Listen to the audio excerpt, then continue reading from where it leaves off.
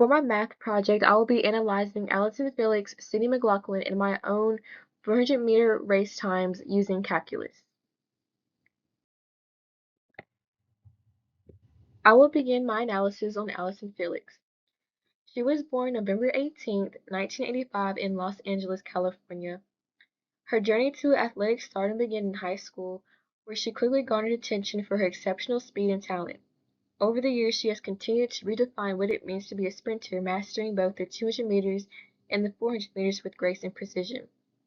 Felix made her mark on the international stage at the 2004 Athens Olympics, where at just 18 years old, she won her first silver medal in the 200 meters, setting her up for future dominance in these events. Off the track, Felix has become a role model advocating for gender equality and maternal rights in sports, showcasing her resilience and leadership beyond athletic achievements. I will be using her 400-meter race at the 2015 World Championships, where she ran the time 49:29, granting her a first place gold medal. I will be using the position function st equals negative 0.02 t squared plus 9.85 t. I will use this formula to analyze instantaneous and average velocities during each race. In order to find the instantaneous velocity, I had to differentiate the velocity of the function, which gave me negative 0.42t plus 9.852. I will use this formula to calculate the initial, mid, and final velocities for each runner. To calculate Allyson Felix velocity, I plugged in her initial velocity, which would be 0, and that gave me the velocity of 9.852 meters per second. For her mid-race, I plugged in her time of 24.63, which gave me her mid-velocity of 8.8668 meters per second. And for her final velocity, I plugged in her finish time of 49.26, which gave me 7.062 meters per second. I will now find Allyson Felix's average velocity. In order to find her average velocity, I will use the formula v equals d divided by t, where v is velocity, d is the distance, and t is the time. Her total distance was 400 meters.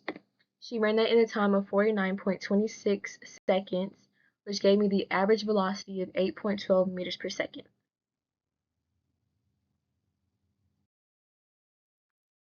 My next calculus analysis will be on Sydney Mclaughlin.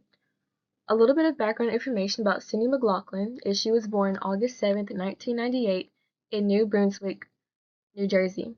Mclaughlin gained widespread recognition when she qualified for the 2016 Rio Olympics at just 16 years old, becoming the youngest U.S. track and field Olympian since 1972.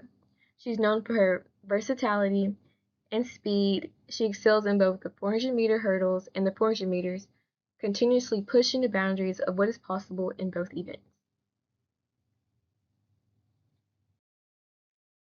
In the 2023 Grand Prix races, Sydney Mclaughlin Levron ran a career-best 49.51, winning first place, which was also the third fastest 400 time in the world.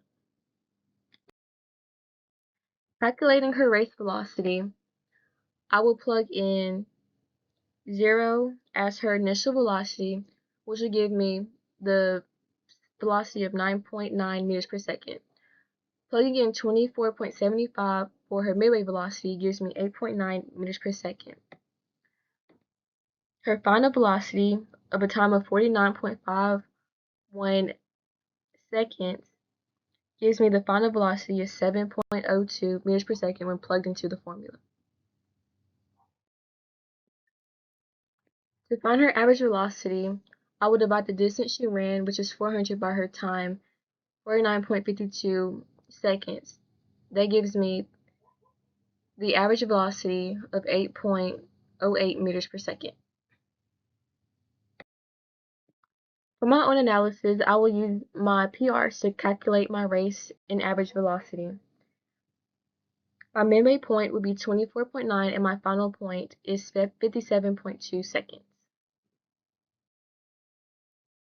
Plugging in my initial velocity of 0 gives me the speed of 9.8